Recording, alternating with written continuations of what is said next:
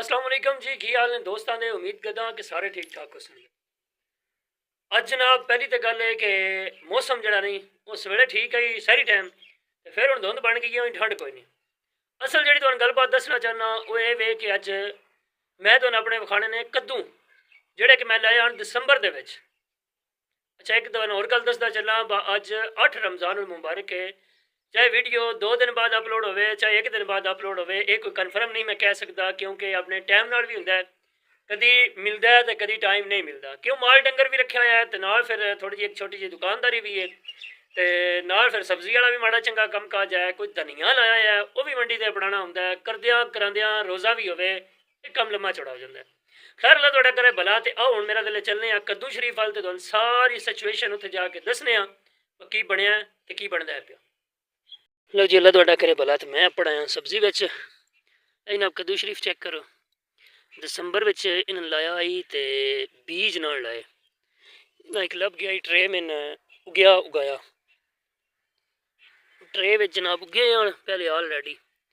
तो उतों मैं चुक के तो सिर्फ इन यानी कि ट्रांसफर किए ने। अज इन्हों की सूरत हाल माशाअल्लाह आ वेख लो तुहाडे सामने, बड़े ही बेहतरीन तो खुशगवार अजे तक बूटे ने। एक दो बूटिया में तेला लगा है तो उन्होंने उत्ते मैं सटी साह देसी जहा नुस्खा इस्तेमाल किया है। किसी देसी बंदे दसिया उत्ते साह सटो तो इंशाअल्लाह तेला खत्म हो जाएगा। साह लिया के सटीए तो बाकी तुम चेक कर लो, फुल शुल लगे हुए हैं तो माशाअल्लाह बड़े सोहना जड़ा नहीं वो अल्लाह किया। तो फिलहाल की घड़ी कम शम है, अगों सवेले का पता नहीं। ये चेक करो माशाअल्लाह वल्ली पूरियां तकरीबन बनिया पईयां ने, फुल शुल लगे पे ने। तो ये जनाब दिसंबर च लाई देने। असल में जड़ा नहीं 9वें या 10वें महीने बीं लगता है। थले उंज आवाम शैपर भी पाती है खेड़ियां उत्ते, लेकिन मैं शैपर नहीं पाया क्योंकि मैं आख्या मैं गोडी कर लवांगा। गोडी नाल एक फायदा यह होंदा है कि बूटा जड़ा नहीं वो जल्दी वधदा है। गोडी ना करिए तो जमीन पीढ़ी होने का खतरा होंदा। शैपरेट इन्नी जल्दी पीढ़ी नहीं होंदी, लेकिन फिर भी जी गोडी होंदी है ना उहदे नाल जरा बेहतर होंदा है। मैं लाए इन्हें थोड़े जे, इन्हें ज़्यादा कोई नहीं लाए हुए।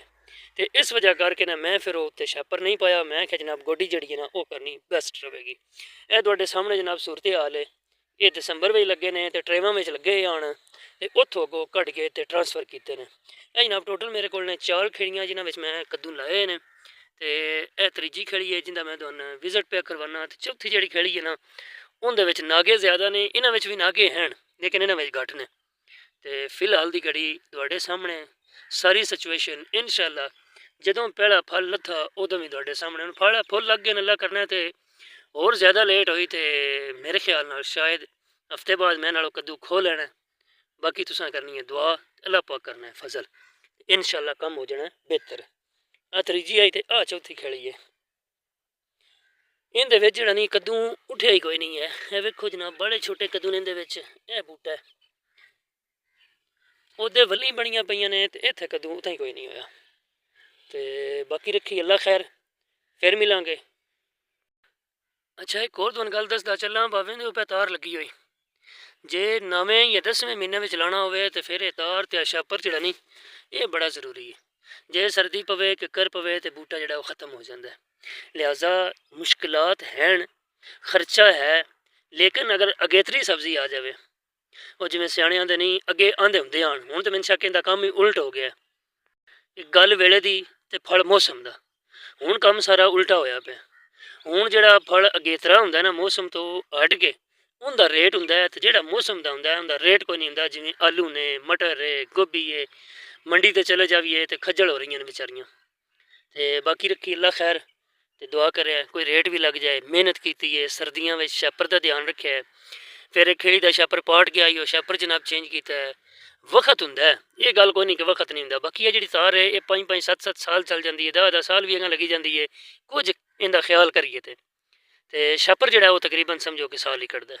दूजे साल मुश्किल हो जाता है कि जाए, क्यों विचों कोई पार्ट फूट जाता है, छापर नवा ही लाना पौंदा है। तार जी वो बतेरे साल कट जाती है।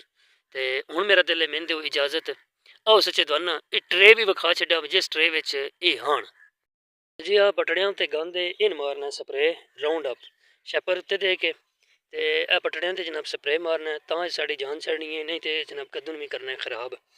तो अल्लाह रखी खैर अज यहाँ कल विच राउंड अप लिया के वो मारना।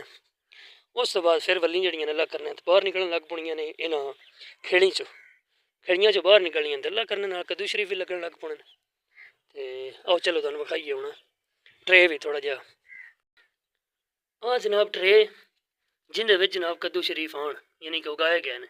अच्छा इहदे विच मिट्टी भी स्पैशल पाउंदी है जिहड़ी लिया के पावी दी है ते बाकी फिर आम मिट्टी जिहड़ी है इस्तेमाल नहीं हुंदी ते इहदी एहतियात भी हुंदी है। डेली बेसिस इन पानी देना पैंदा है ते ओह भी शावर नाल तां जाके जिहड़ा नहीं ओह कद्दू शरीफ जिहड़े ने उगदे ने। बाकी अल्लाह पाक खैर फरमाए तुहानूं बूटे भी विखा दित्ते ने सारी सूरत हाल सिचुएशन भी दस दित्ती है। इंशाअल्लाह नैक्सट टाइम जदों कद्दू लथा उदों भी तुहानूं जरूर इंशाअल्लाह दसांगे ते गलबात भी करांगे। अज तारीख है 26 और 8वां रोज़ा। इंशाअल्लाह फिर मिलांगे ते तुहानूं दसांगे वा किहड़ी तारीख साडा कद्दू लथा है। इजाज़त दो इंशाअल्लाह फिर मिलांगे नवीं वीडियो दे नाल। ते जिहड़े भी दोस्त अहबाब खेतां दी ज़मीनां नाल या खेतां नाल मुहब्बत प्यार रखदे ने पंजाबी दे नाल साडा चैनल करो सबसक्राइब वीडियो करो लाइक शेयर ते कमेंट। उंदे इजाज़त इंशाअल्लाह नवीं वीडियो दे नाल फिर हाज़र होवांगे। अल्लाह हाफिज़ अल्लाह निगहबान।